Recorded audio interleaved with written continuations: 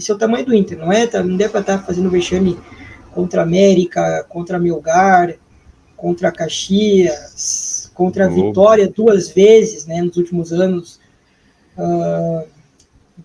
Não vencer times ridículos, e isso não só na gestão do Barcelos, nas outras gestões também. Então, assim, cara, o que tem que parar com aconteceu isso, cara.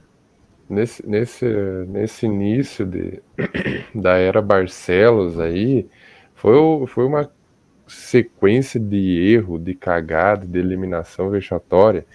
E sabe o que é engraçado? Que agora nós vamos falar da entrevista do Barcelos no Flow. Mas assim, foi uma sequência, assim, se eu não me engano, foi Globo, foi Melgar, foi Olímpia. E muito dos erros foi do técnico, né? Das escolhas de técnico. E, por coincidência, ele falou nisso na nossa próxima pauta do programa, na entrevista que ele deu ao Flow Esporte Clube, que eu recomendo a todos assistirem. Foi uma entrevista muito bacana e que ele deu várias explicações que a gente vai comentar. A gente não vai colocar no vídeo, porque, né, a gente não sabe se tem copyright, se tem alguma coisa, então a gente vai comentar sobre as respostas deles, que nós dois assistimos. E eu não sei se eles vão chamar também o Roberto Melo, não sei se eles fazem isso, de chamar os dois candidatos, eu acho difícil.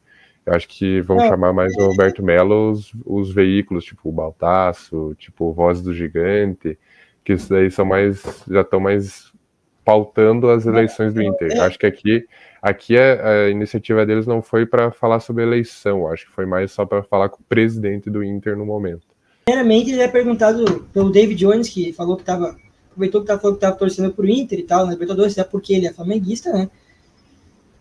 E aí o Barcelos fala que sim, é muito doída a derrota e tal, mas que não se pode jogar fora o que foi feito, né? Um trabalho de 3 meses, chegou na semifinal da Libertadores, os jogadores chegaram no meio desse trabalho, né? Chegou o Bruno Henrique, o Rocher, né? O Ener foi estrear um pouquinho antes, e o Arangues também estava jogando já, como que digo, já jogando um pouquinho antes, mas não estava no ritmo e tal. Então, basicamente, o Inter foi remontado, todo mundo sabe, o Inter foi remontado para jogar essa Libertadores, e chegou na semifinal e tal, não dá para descartar o trabalho, mas sim, é muito doído, enfim. E ele fala também sobre o Ener, né? Ele sai em defesa do Ener, ele fala, olha, o Ener perdeu os gols e tal, mas é um grande jogador, é um emendou jogador uma temporada na outra, né, de fato. Emendou uma temporada na outra, não teve pré-temporada, então é aquilo que eu já falei, que eu acho que é uma opinião do clube também. O Ener com uma pré-temporada, se Deus quiser manter o trabalho, ele tem tudo para fazer um grande ano, né? E apagar mas assim, tirar o torcedor essa questão de ele ser pipoqueiro e perder os gols que perdeu contra o Fluminense. A gente sabe que o Ener é um grande jogador e não é aquilo ali. Ele falou sobre os bastidores da contratação do Ener, que teve um determinado momento que ele não falava, né?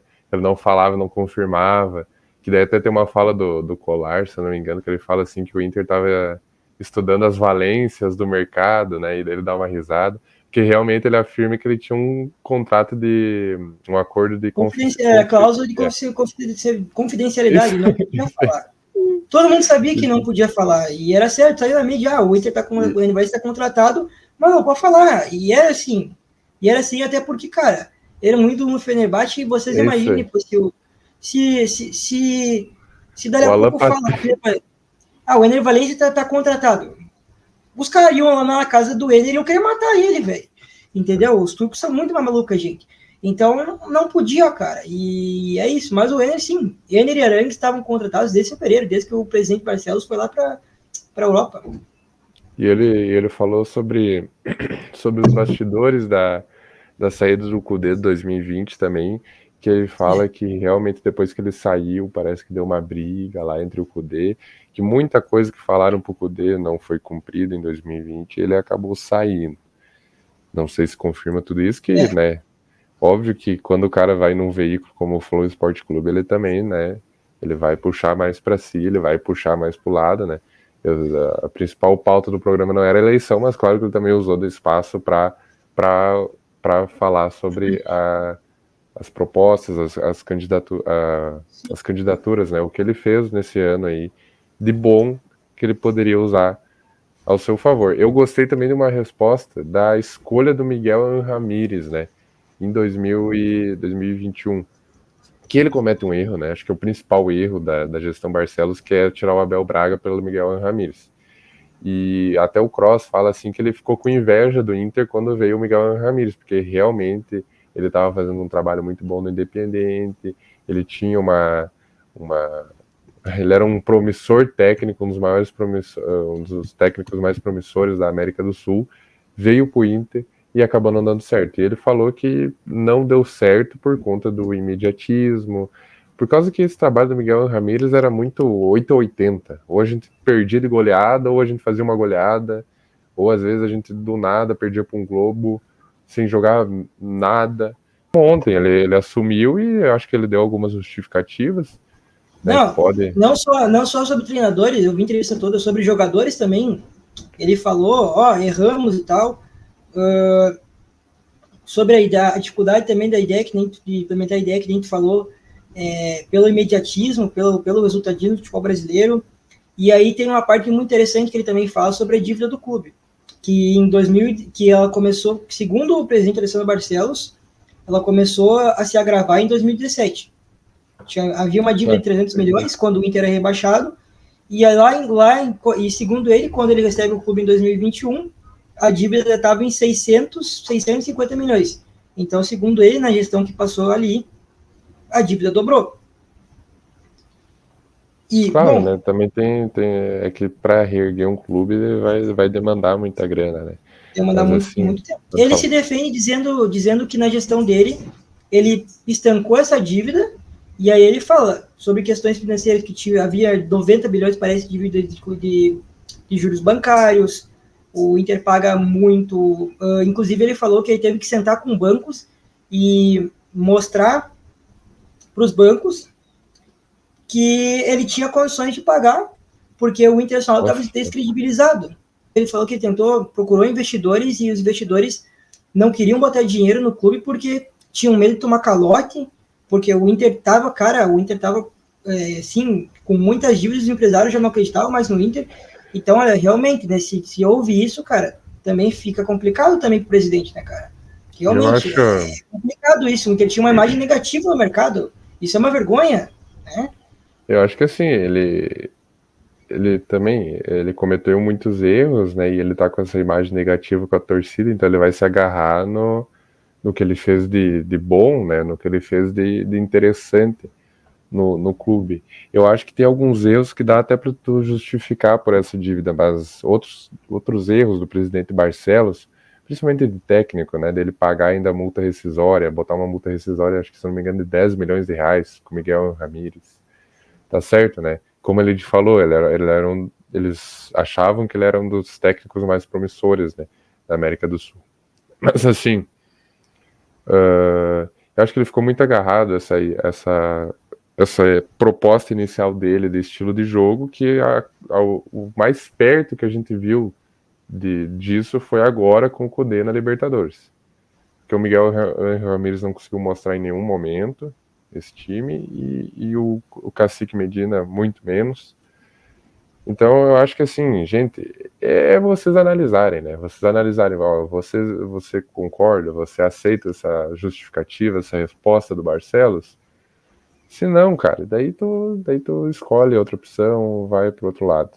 Mas, como eu disse, não se fechem, não tampem seus olhos, seus ouvidos, escutem o que cada candidato tem a falar e veja qual que é a sua opinião. E só para fechar, nesse ponto da entrevista do Barcelos, eu acho que é muito interessante o ponto que ele disse que, assim, ele recebeu o Inter com uma dívida também, mas com uma folha paralela de jogadores que o Inter emprestava e que pagava parte do salário de 10 milhões mensais.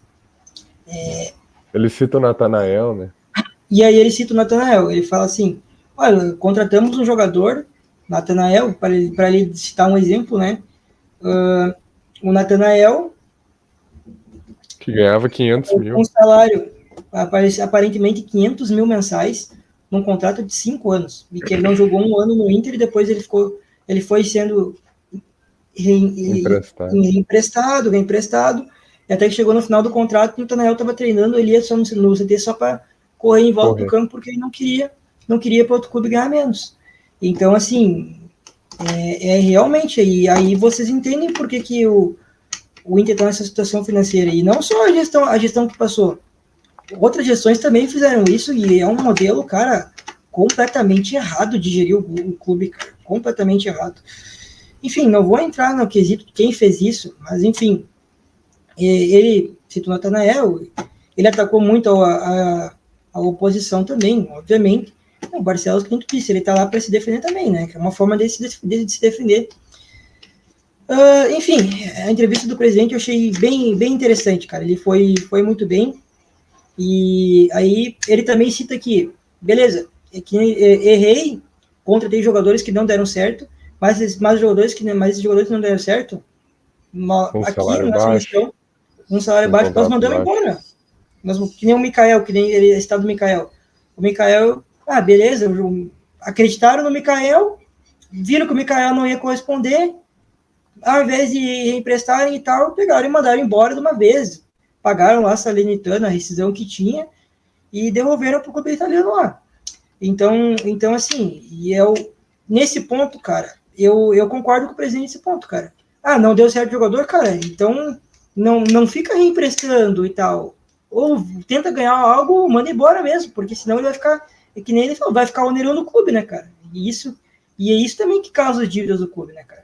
Então, nesse ponto, o presidente eu concordo com ele, sabe? Não do Fernando Barcelos, tipo assim, não tem lado nenhum, mas realmente, mas tem que ser falado algumas coisas também que ele fez de positivo, né, cara, nesse sentido, porque senão a gente fica falando só coisa negativa, né? E ele também tem inúmeras coisas negativas. Né? Então é isso. Assistam a entrevista do Barcelos, eu acho bem interessante. E aí vocês tomem uma posição, vejam os debates, que vai ser muito importante agora, nós estamos dia 11, as eleições são menos de um mês, né? Então, com certeza vai ter debate.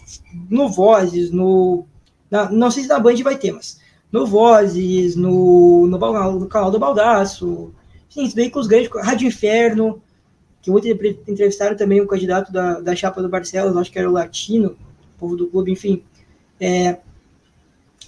Vejam os debates, que vai ser interessante para vocês terem uma noção de o que cada candidato tem de proposta para o clube.